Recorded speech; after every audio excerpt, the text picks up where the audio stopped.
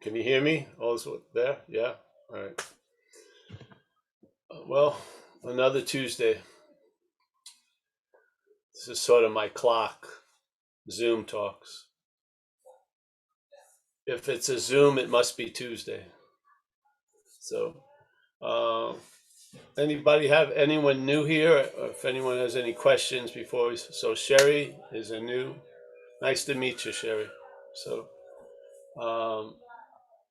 you have an idea of non-duality, the definition of it and everything. Yes. Yes, I do. I've watched a lot of your videos. All right. And other, speakers as well. So yeah. Let's not talk about others. Just there are no others. Move on from there, and yes. All right. So you've heard it. So the point is, do you see the value in it? Oh yeah. And do you see attempting to arrive at where you already are is going to be impossible? Yeah, I can sort of figure well, that you're out. there. All right, so you're like 74% there. So all right, we got to stuff some more stuff in there. No, I do get it. I guess I'm thinking it's more mental than it is, Oh, the non-duality is more mental. Well, no, I don't know. All right.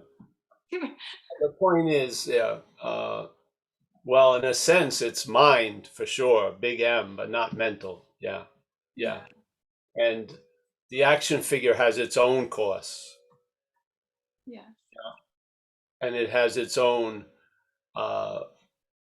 things that work for it on a certain level. This is just a relieving of this bondage of being a noun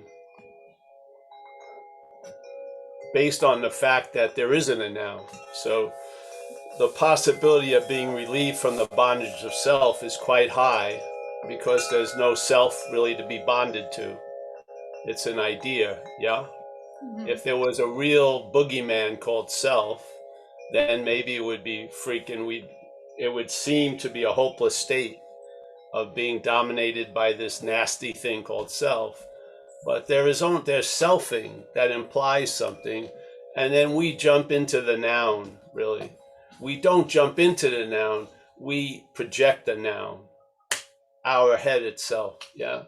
We were talking at another group today, and a lot of people feel like there's a tug of war.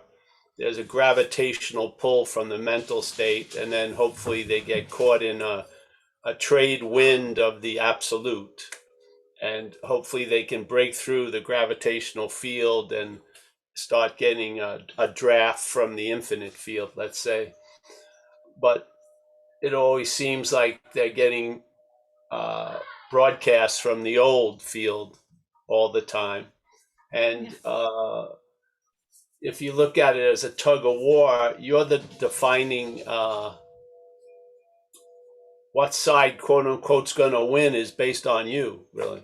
If you're leaning one way, there's a lot of power given to something that doesn't have any. And if you're living in the other way, there's an incredible relief from all the stress and the conflict of trying to be something that you take yourself not to be. Yeah.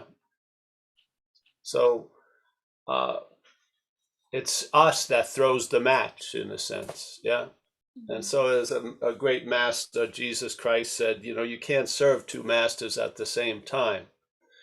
So there is one seeming master broadcasting in time, and then there's the master, and of course there aren't two things. Then there's the master of no time, yeah? The master of no time obviously is always available at all time because it's not dictated by time. And the master of time needs time to imply something that isn't so all day, yeah? So the idea of being Paul is arrived at, yeah? The idea of being Paul, the action figure, is arrived at, yeah? You didn't even start there if you call yourself a baby. Yeah. So basically, the mental state arrives at being Paul by completely reinforcing this idea I was Paul. And look at all the pictures and memories and recollections. Obviously, there I am, or there I was. And then it would seem to be completely insane if you were worried about something you're not in the future. So there will be a Paul, and therefore it arrives at, and therefore this is Paul. Yeah. So I was Paul, I will be for, therefore I am Paul. Yeah. That's an arrival. That takes time to go. If you seemingly leave somewhere to get to somewhere else, it sort of takes time. So it's a process. Yeah. So there's a process of a mental origin, and that process, I call it selfing. Yeah, it has a couple of wings, but basically its movement is to claim, yeah, what's happening or appearing to happen, and to imply that there's a someone that's either being done to it, done by it, or doing it. Yeah. And it's probably the quickest process you're going to run into here. So the idea of a process, doing a process to get out of that process is futile. Yeah. So as you're shrinking to the cushion to meditate, it already has you as the meditator. Yeah. It's already come up with the noun, and see, when it takes a noun from the activity of a verb, it supposes the noun to be before the verb. So you think you're doing shit that you have nothing to do with. Yeah. It's insane, isn't it? Yeah. So you're the doer, you're cast as the doer, and basically you're not just left with what was done or what's doing. It's like, I should have done something else. I could have. Yes, it's like it riffs on. It's like Starbucks. It takes coffee and then makes 55 different products out of the same bean. Yeah. So it takes the idea of the being of the doer, that you shouldn't have been the doer. You should have been a doer of something else. Yeah. And it just riffs. It goes off. Off, and then it almost like geometrically progresses. So it gets one idea. It's like a slinky. Yeah. It gets one momentum and it leads to another. And basically it's agitation begetting agitation, with the dream of finally, through agitation, arriving at peace. Yeah. But what happens when I'm not speaking to anyone personally, so what happens when you arrive at peace? Doesn't the head start worrying, will there be peace tomorrow? Is that peace? Can you have peace and time?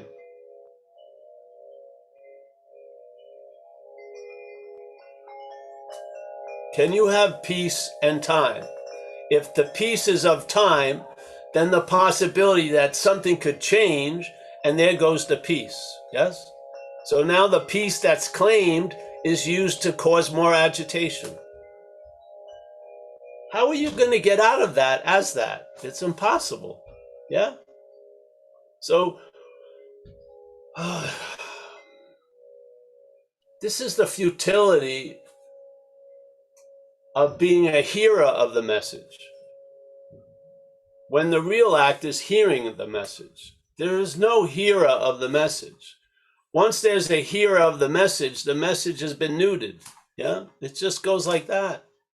It's sort of like you hear about that great party, but every time you arrive there, it sucks. You're trying to get there and still have it to be a great party, but it's impossible. Yeah. So that's why we did the talks, I entered satsang just everywhere else. I was the starting point. I was hopefully directed ahead, and I was going to arrive somewhere if I just understood and went enough and got enough and this and that. The whole non-duality negates that whole position. It negates the race, negates the goal. Yeah?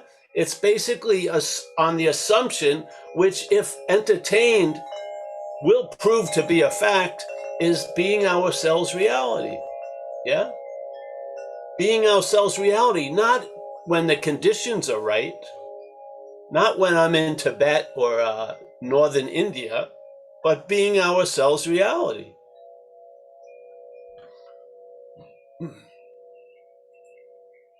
That explains everything else, because why would something need to be negated?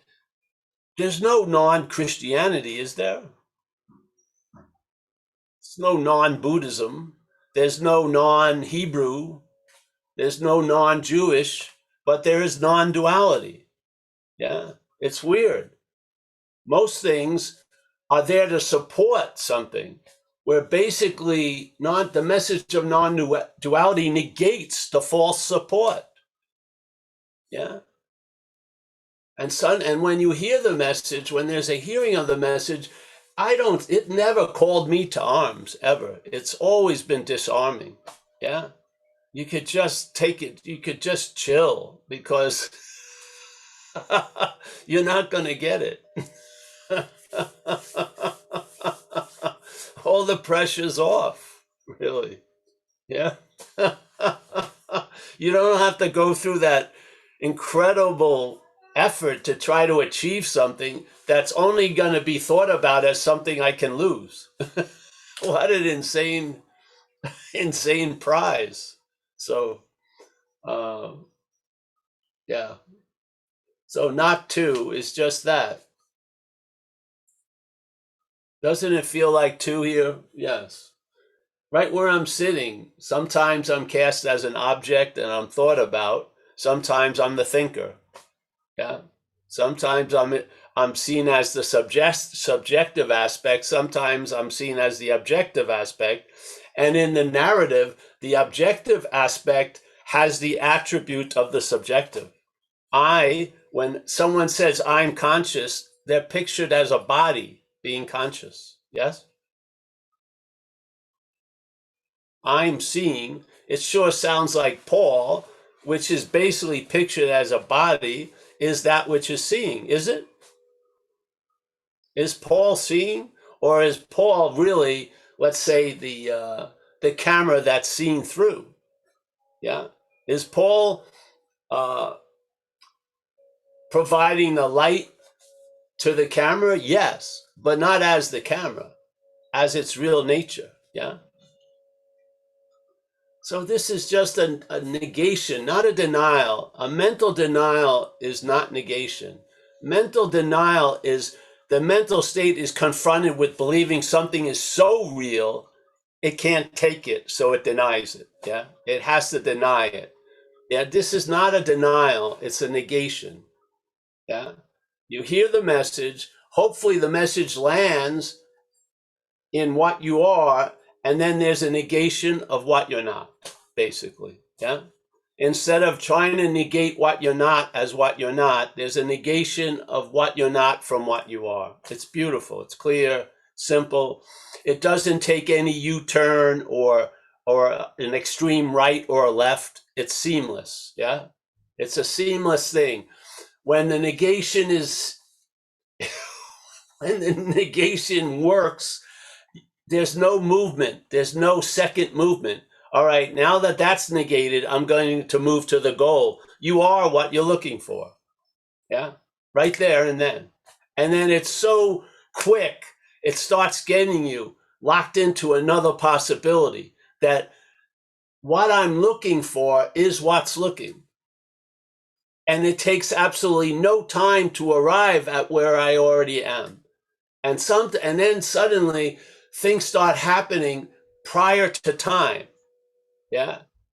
You get a hit and there was no efforting a thought or jockeying into a position or getting ready or prepared or becoming a vessel to receive it. It's just bammo. It's like the thief in the night. It surprises you. It's not you. It surprises your mental logic. Yeah. Because your mental logic truly believes it's something other than what it is. Yeah. It believes it. Yeah. So it doesn't, for me to arrive at the truth, I have to leave from somewhere and get somewhere else. So time is involved. Yet the solution presents itself in a timeless way. Yeah. It just hits you. like a whack, like a Zen bitch slap, really. Yeah. If you ever were out in the street and you got a bitch slap, you know, you don't see it coming. That's the definition of a bitch slap. You're standing there wondering, thinking, when suddenly, whack, you get hit and you go, wah. Yeah, exactly. What reacts to the whack comes after. Yeah. The whack is life, you know? Yeah, whatever. Well, so if you've heard the talks, then you know the direction. And if you've been seeing us earlier, there's nothing new in non-duality in 2022. Yeah, it's the same invitation. Maybe it's done in a different manner because the action figures changes. But I hit a certain point in my usefulness, and when I hit that ceiling, it told me that's that. Yeah, because if you're not clear about this, you're looking from it. If you don't see it, you're looking from it. Yeah. So I hit a point in I thought my progression into extreme levels of non-duality. I hit a very, very low ceiling, and it basically said, this is it. Just put this out. Don't worry about talking about the lion. Just describe the sheep programming. Yeah. The lion is a lion is a lion. We just got to sort of negate the sheep programming, because the lion will be revealed many, many times, but the revelation will be claimed by the sheep programming. And now the sheep will think it had a huge lion experience. Yeah.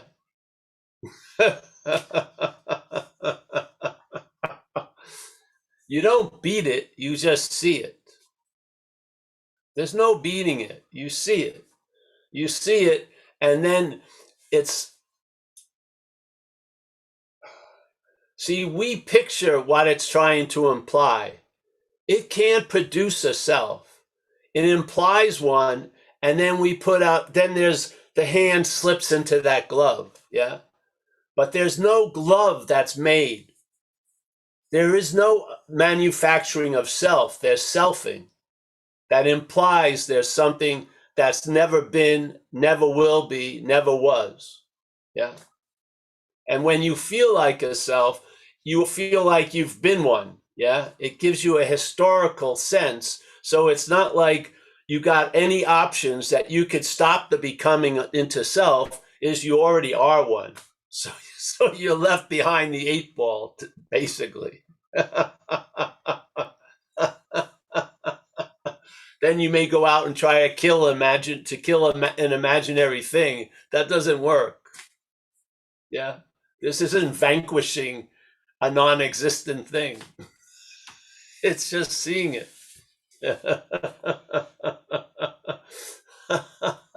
You don't kill an appearance, it disappears. Yes? You don't kill an appearance. That which appeared now disappears. It's sort of like the thing of we added a piece to it, but the old Zen thing was, first there is a mountain, then there is no mountain, then there's the mountain again. We think something was lost, so we put in, first there is no mountain, then there's a mountain, then there is no mountain, then there's the mountain again. Yeah? First there is no mountain. So it doesn't start with there's a mountain, then there is no mountain, because everyone wants that to stabilize, and they get very bummed out when the mountain appears again. But you won't get bummed out when the mountain appears after it seemingly disappeared, because there is no mountain. That's the fact, yeah? So things appear and then they disappear here, yeah? They appear and they disappear. Sometimes something appears, a story's written about how and why, and then the person who bought the story is totally bummed out when it disappears. And then, of course, thinking they're the doer, they look at what I must have done something to cause the unawakeness to take over again. That's like a spiritual hell. I've met people who thought they woke up somehow by their own, and then they unawaked. They've lost the awakening, and they roam around like like zombie ghosts, looking to become awake again.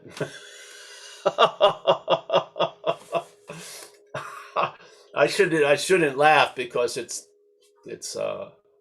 but I will. It's pretty.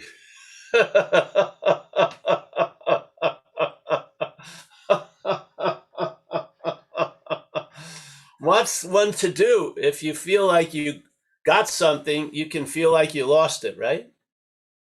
It's the famous thing about the necklace on the lady's neck. Yeah.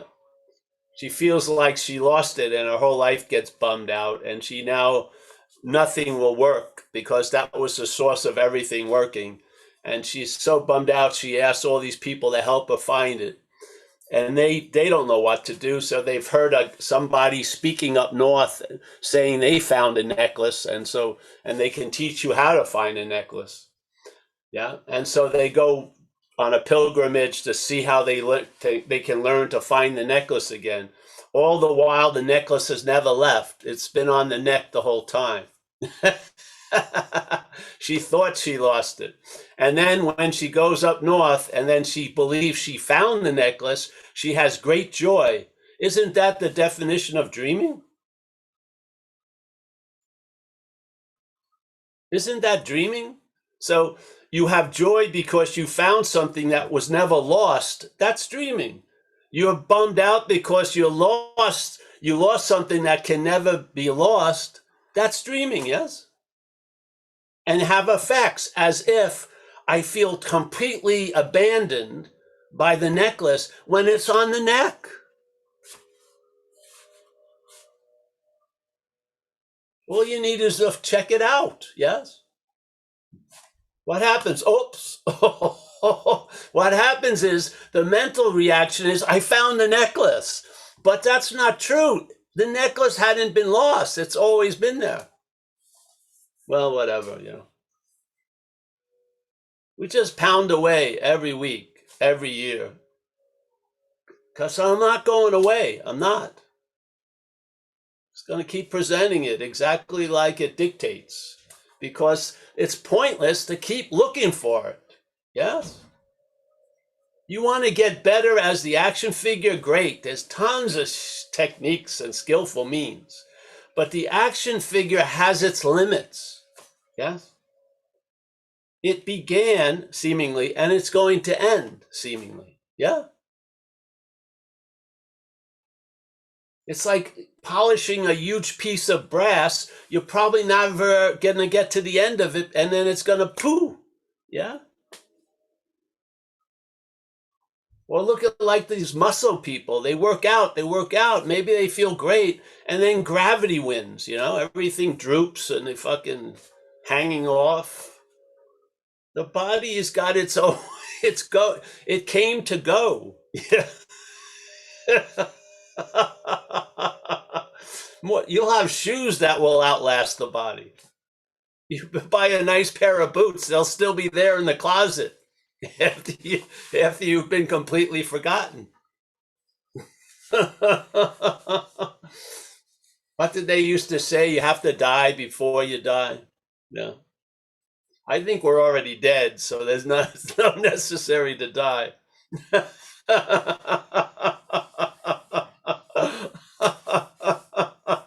We can cut out that whole process. So, yeah. I felt it just brought a very disarming quality. Because I really felt anytime that I wasn't getting loaded and acting out in terrible ways, I felt like I was an urban renewal project. I needed to work and get better, especially because I thought I was so bad in the past. Yeah, it was relentless. It was like, and I realized down the road that my wanting to get better is why it doesn't. A lot of the time. I saw it in so many examples, like taking tons of probiotics to try to help my digestion, and then finding out that I brought in like trillion migrants of beneficial flora into a very small area. And then I had it tested and there was no signs of any beneficial flora. After putting trillions of in, and then then I got the answer, the next paragraph when I got the report. Oh, Mr. Hedderman, you have two kinds of bacteria that love beneficial flora. So I was basically gourmet catering to these two parasites, these two bacteria in my body. I was giving them, they couldn't afford to get how much I got for them. And they were just eating it up. And I was trying to tell a story in my head. I feel I'm getting better, because who wants to look like an idiot spending $2,000 in a year and basically having absolutely no signs of the beneficial flora? None. The report came back 0.000. Nothing was there. The bacteria had eaten all of it up. Yeah. That was not just the only example. I had many of them. And then I realized I'm like living like in a bizarro world. My thinking of going ahead is really going back. Yeah. So I hit a certain point where I don't do squat and everything gets a whole lot better. It does. Instead of trying to get my knee better, it gets better. Yeah. It's a trip. So, yeah. All right.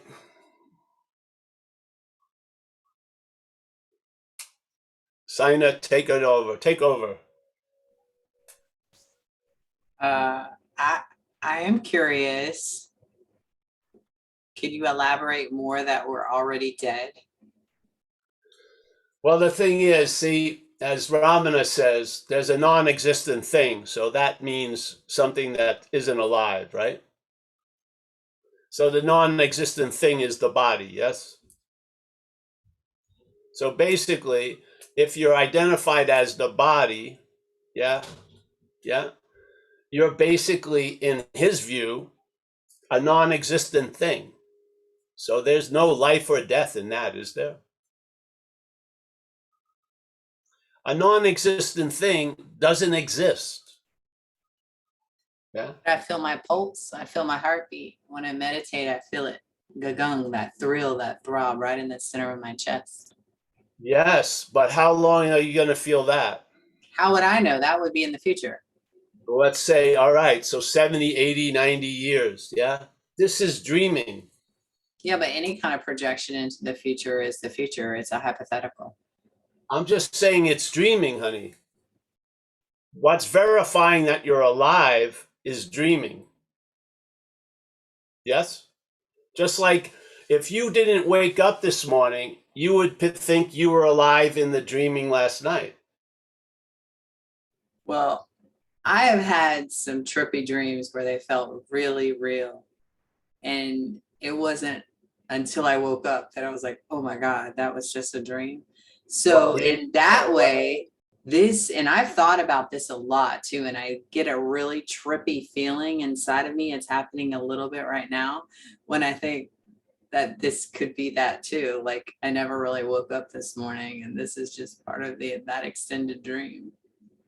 So the thing that causes that queasy thing is what's claiming to be the hearer or the entertainer of that idea. Oh, so that's the ego. It's not in my belly. It's not queasy. It's this trippy. It feels almost like vertigo around here. Yes, usually the first noticed reaction isn't a response. It's a reaction. Yes, it's a mental state. So, yeah. So, did you know the Course in Miracles? What do you think they mean by uncaused effects? What would be an uncaused effect? Where would that be? In a dreaming, yes? I can't think of anything except how there's just a reaction to like what programs, like the collective programs and how these thoughts, these patterns that we seem to be addicted to, and then how the emotions just come right after that thought. And then sometimes there's a reaction to that. And it just seems so automatic and almost habitual, like, and and the thoughts themselves come out of nowhere. So the thing that started the whole process is like this Where did it even come from? Out of nowhere. There you go, honey. So the great certainty here is being uncertain. Yeah. The great knowledge is I don't know. Yeah, I'm finding lately it's that, it sounds so silly, but it's saying it out loud, is that cluelessness. It actually feels soothing. Yeah. Just the don't know mind. It's like, there's no grabbing or clenching or gotta have this or gotta have that. It's just like, it's like staying in the sacred mystery kind of thing.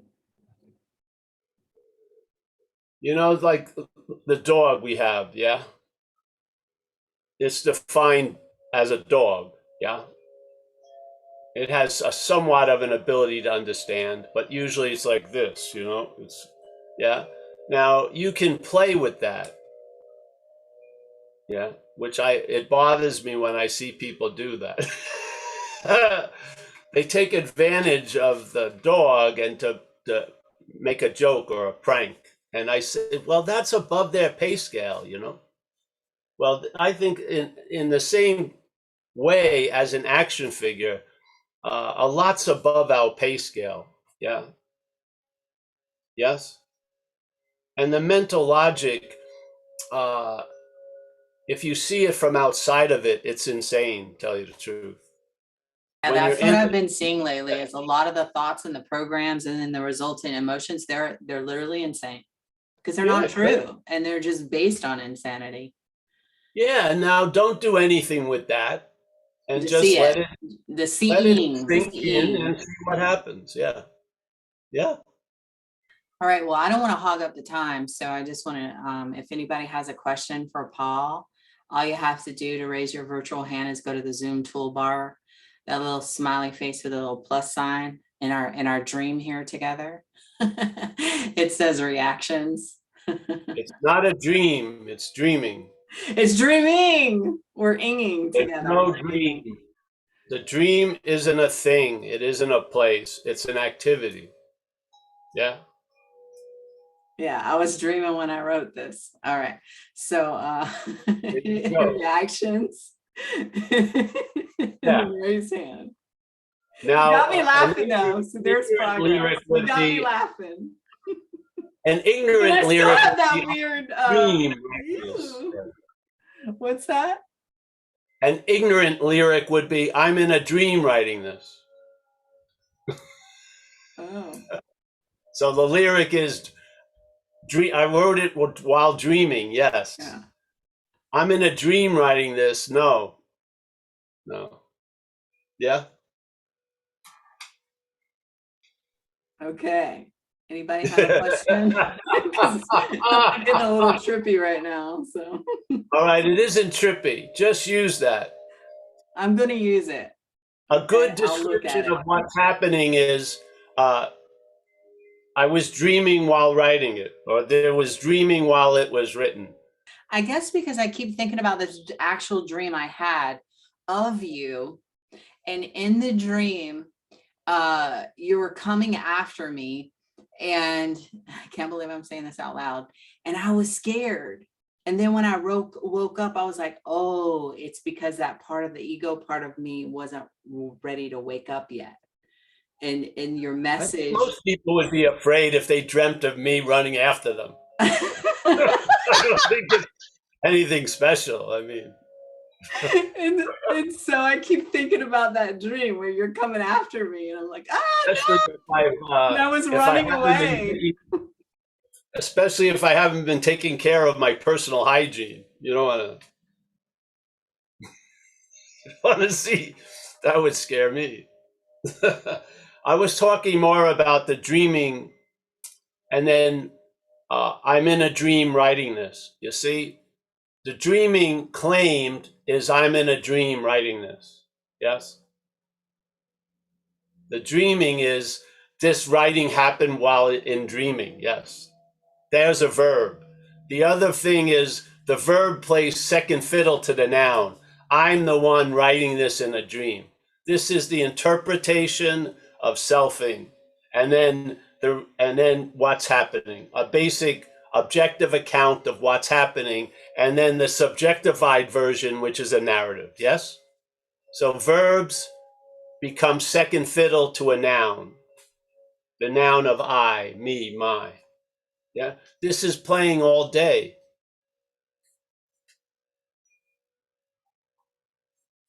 That's why I don't like the word dream. The dream sounds like something, yes?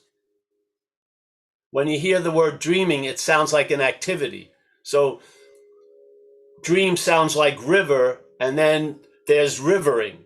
Yeah, rivering, I feel, captures what's happening better than river. Yeah, I feel dreaming captures what's happening more better than dream. Because then there's a feeling of I can be in a dream and I can be out of a dream.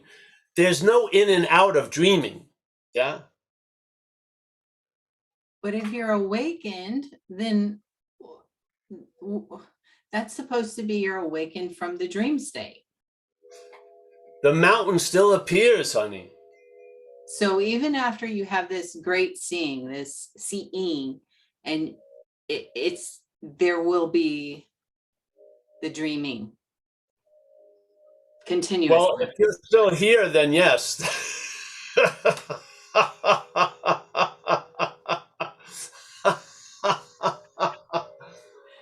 Just listen to this. First, there is a mountain. All right. So let's start it with first there is no mountain. Then there's a mountain. Then people believe they practice and stuff like that. Then there's no mountain. That's where they'd like to stop, but stubbornly a mountain appears again.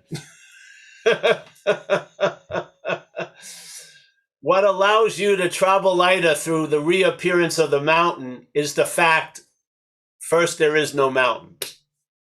Yes? So that which you were taking to be real is taking not to be as real. Yeah? So there's traveling lighter through and around and over, or not even climbing it, the appearing of a mountain. Yes? There's a traveling lighter now. The idea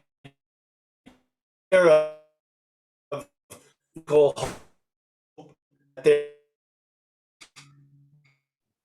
bummed out and appears again. Yeah? You're breaking up, so I didn't hear Am the I? last couple sentences. It says you have a, well, there it's. Oh, you don't need to hear it either. Yeah, it's good again. Can you hear me now? Yeah?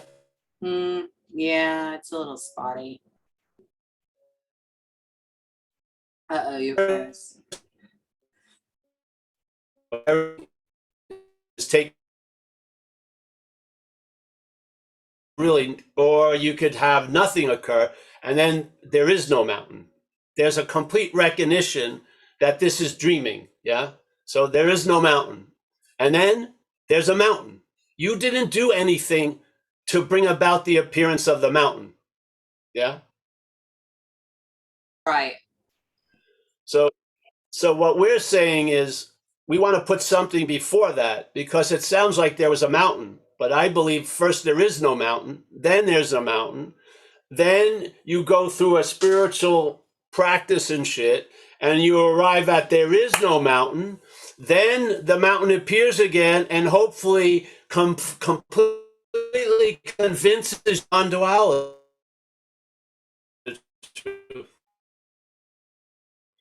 The appearance and disappearance of lead to a great non-event. You recognize something. Yeah? Yeah? Because you see it not from the starting point, there is a mountain. You see it from there is no mountain. And there is no mountain has no problem with an appearance of a mountain. Why? Because there is no mountain.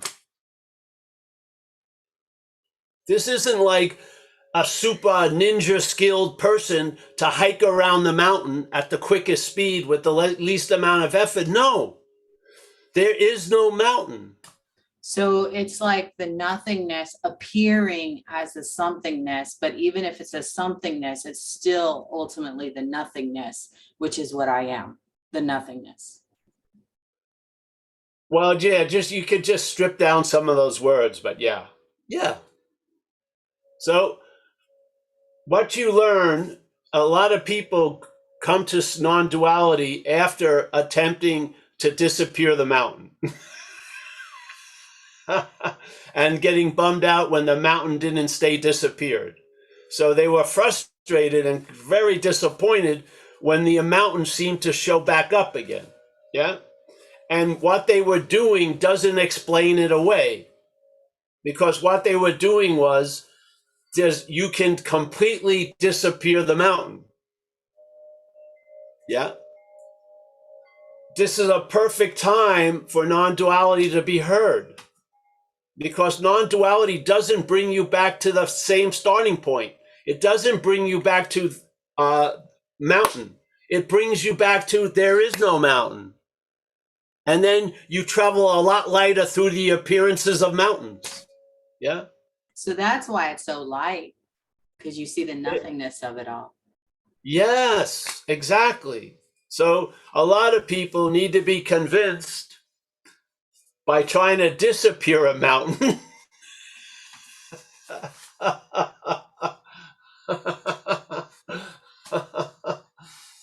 Yeah. So first there is didn't you get disappointed? Didn't something feel like, what the fuck? At first, but little by little, it's feeling. Hold on a second, sign up for a second. Let's say there was an intervention in the story of Paul. Let's call it an epiphany. And then hours and hours and hours, or a couple hours or whatever, completely different condition, jumping for joy, crying with relief, whatever. And then just a thought came up, which is, I'm having an epiphany, and then the epiphany stops in a way, and then the mountain appears again. So wait a minute, I did something, I caused the mountain to disappear, that's it, and then the mountain appeared again. What is it? What knowledge are you going to acquire that's going to tell you the truth about the reappearance of the mountain? What? I think it's just seeing through the mechanism. It's going to come, honey. If you're still alive here, it's going to come. The mountain is going to appear again. Yeah. But if you have a clarity about, first, there is no mountain, then you see the mountain is an appearance and the absence of the mountain is an appearance or a disappearance, which is duality. Yes? Appear, disappear is dualistic. Neither. There is no mountain and there is no mountain and there's no mountain. Yes? That's the good news. Now, and whatever had to happen in this time event, if it brings you there, it's all fucking worth it. It'll dawn on you. If this had anything to do with it, to finally put this to rest, hallelujah. Yeah? So there's great value in spiritual seeking because it will fail you. That's its value. Yeah? When you get deflated by the mountain reappearing, in a way, it's hallelujah from another aspect. Yes? Because your traveling lighter, if it's based on no appearance of a mountain, it's going to come to an end. It's conditional. Yeah? The traveling lighter is appearances of mountains and appearances of non-mountains. Yes? That's the traveling lighter.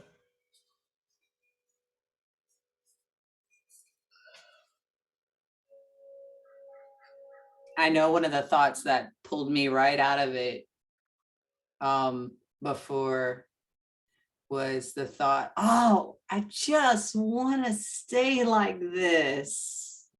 That thought, and I remember your words when that came, and I was like, this is it. This is the claiming. This is that thing that Paul was talking about. That's how I do it, or that's how the mind seems to do it. And the power of that vibration was a stubborn desire of being there to have something. Yes.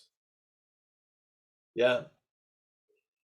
You put off going to the party because you know it's going to suck when you get there.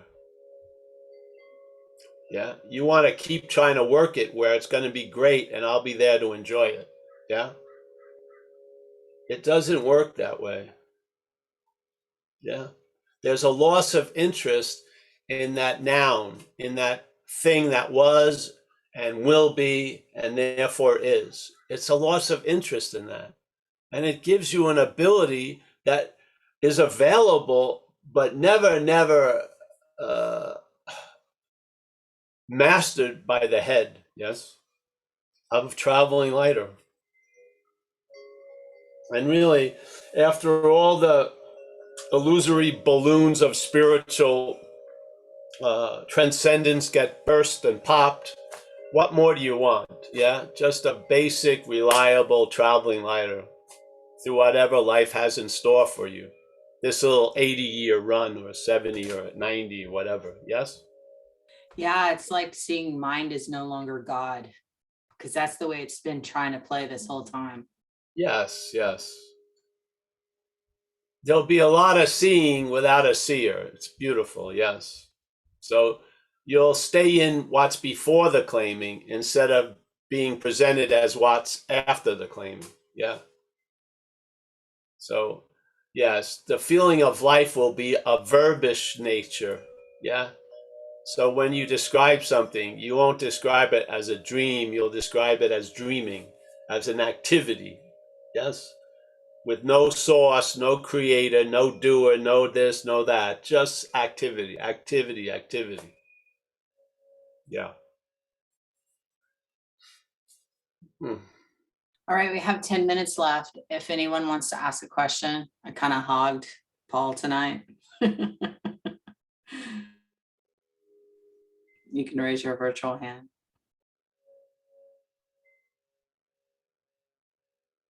Stuart. Stuart, How are you? Pretty good. I think what you were talking about with the mountain and duality. Did I freeze up or something? It's just a Can you giant hand. My hand looks like a strange creature.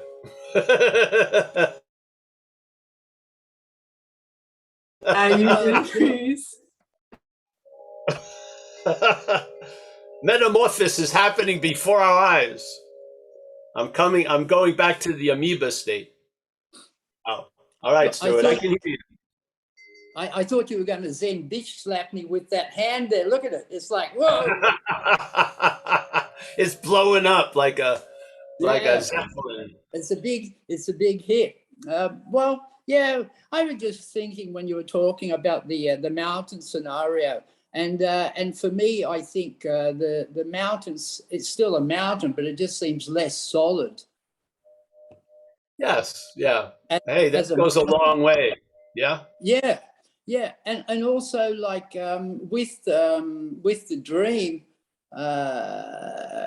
it's sort of, there's dreams and miracles for me. It's like, you know, like I've just been away for a week with my wife, who we don't live together, but we were living together for a week. And yeah, there's all these little miracles, man. It's like crazy stuff. And they're so ordinary, but they're like miracles compared to how I was when I was living with my wife before, you know? And it's just like, just crazy ordinary miracles, which is just wonderful, you know?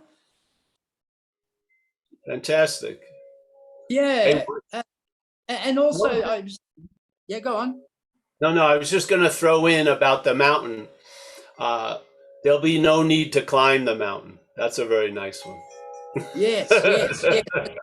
Yeah, exactly. Or escape from it, you know? That's right. So, all right, go ahead. What else? Oh, yeah.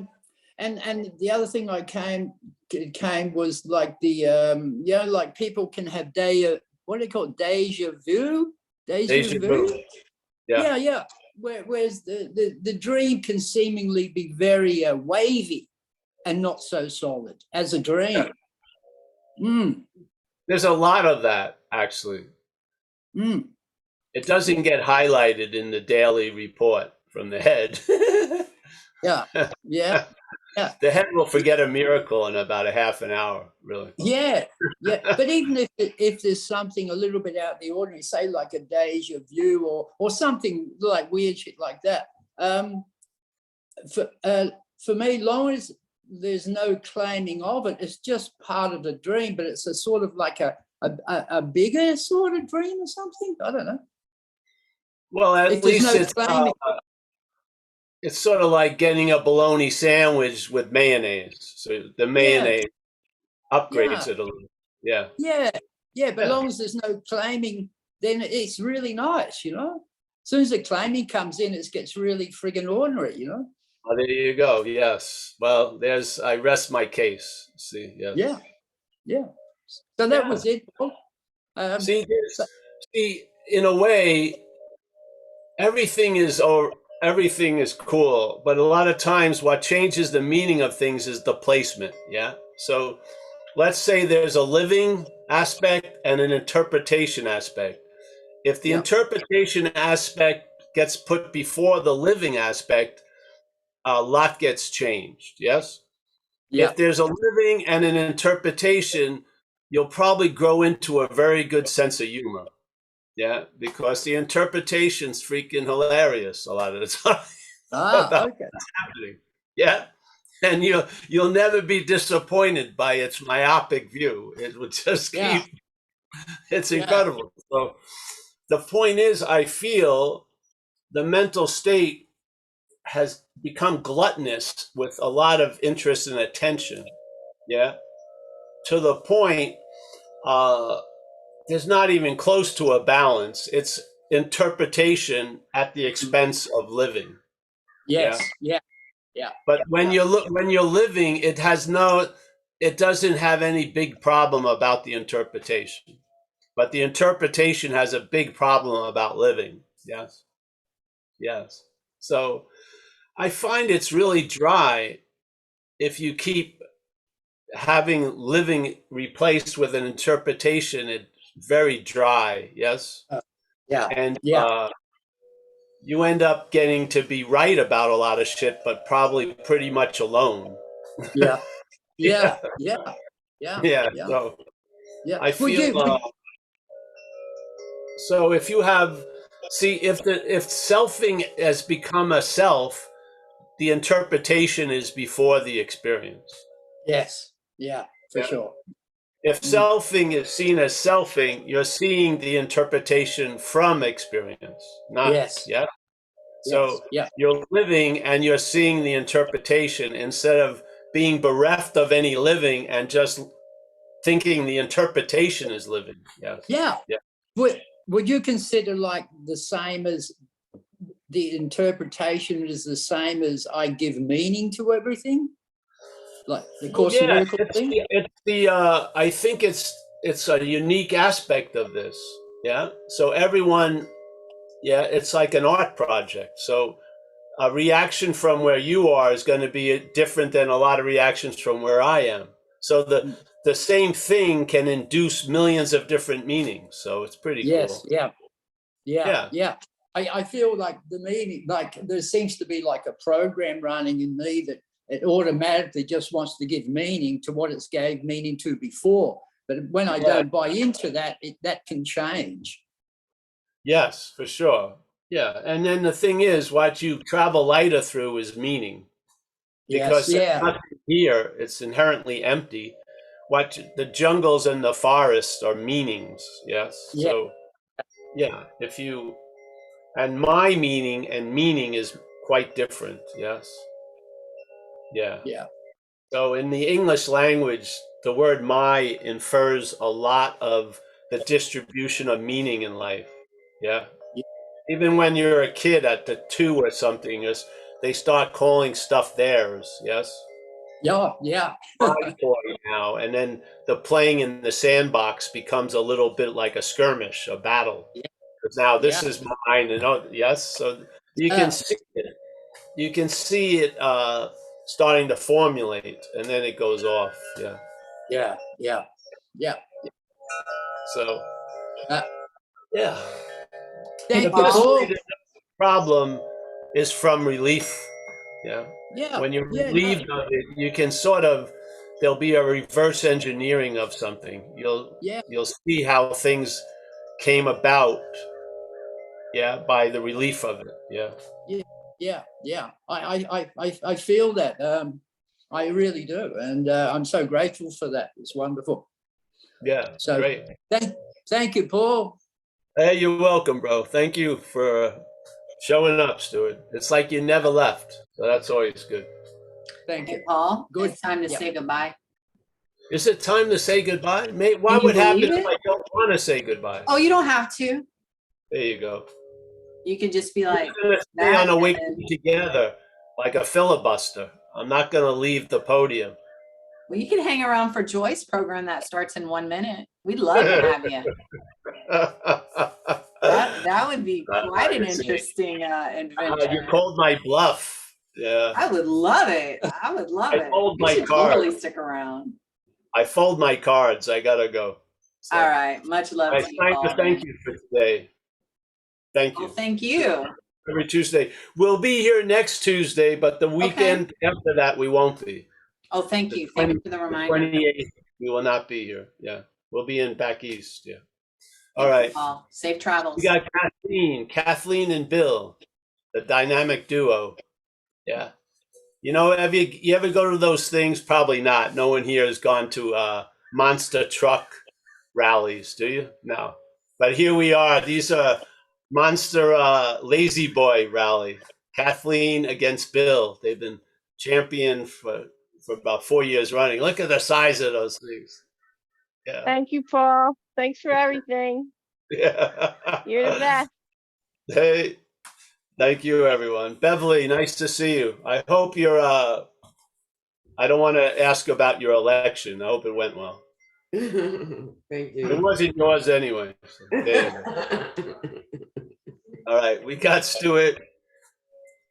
And Sherry, nice to meet you for, yes.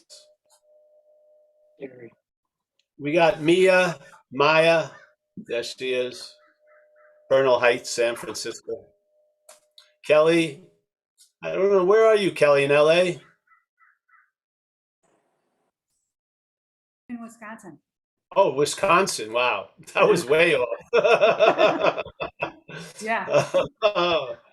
Tommy from Ireland, nice to meet you, Kelly, again. See you, yeah. We got Eileen, there she is. It's like she's getting ready to lift weights there. No, I'm planting bulbs. Oh, all right. Planting We got bulbs. Jacqueline. There she is. She's not in the wood ceiling today. No. Sung Kim. Nice to see you again, Sung. David B. Always a pleasure. Anish. Always a pleasure. We've got Joy and let's see. What is it? Satchidanand. We got Joy, Bliss, and the Truth. You know, that's Laura, Joy, and Rhoda's there, and Ann is there with Laura. Oh, great. Nice to see you. I don't see Rhoda, but I didn't get my call from her today. Well, but I remembered anyway. Oh, there she is. Nice to see everyone. Thanks. I forgot all about you, Paul. Sorry. It's okay. I remembered. Well done. Thank you. Yes. We've got, I got to see this. Who this? Kareen D. How are you, Kareen? I don't know if it's alive. She's got a white hat on. We got donate here. This thing shows up. It's funny. Donate here never donates. Well, that's true. It's faithful and true. Yeah. Yes. We've got, who's this? Dan? We got Susan K., the lady who gets me lattes. Thank you. Let's see. We have anyone else? I think that's it. No, we got Mandy. Nice to see you, Mandy. And I think that's it. Hey, it was a pleasure. Thanks for having me. And yeah, I'll see you soon. Okay, go to zenbitslap.com. Under the event page, there's all the talks are up there. All right, thanks.